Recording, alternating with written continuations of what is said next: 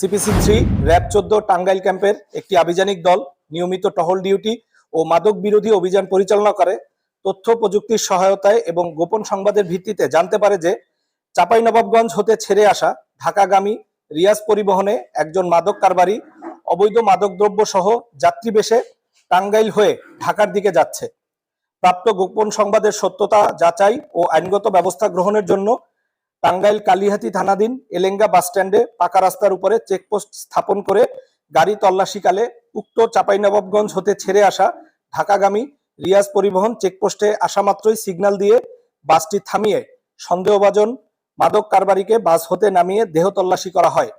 জিজ্ঞাসাবাদে তার নাম মোহাম্মদ তোহর আলী, বয়স ৬০, পিতা মৃত শোয়েব আলী, থানা শিবগঞ্জ ও জেলা চাঁপাইনবাবগঞ্জ বলে প্রকাশ করে এবং তার নিকট কথিত অবৈধ মাদকদ্রব্য হিরোইন আছে বলে স্বীকার করে।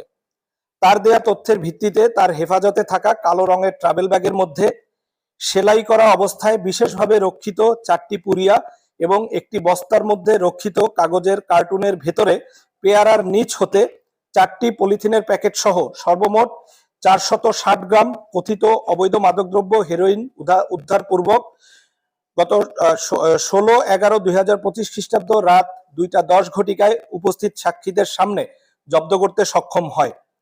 এছাড়াও তার নিকট হতে একটি বাটন মোবাইল ফোন এবং ৯৬৫ টাকা উদ্ধার করা হয়। উদ্ধারকৃত কথিত অবৈধ মাদকদ্রব্য হেরোইনের অবৈধ বাজার মূল্য ৪৬ লক্ষ টাকা। মোহাম্মদ তোহর আলীর বিরুদ্ধে ইতিপূর্বে ৪টি মাদক মামলা আছে বলে আমরা প্রাথমিক জিজ্ঞাসাবাদে জানতে পেরেছি।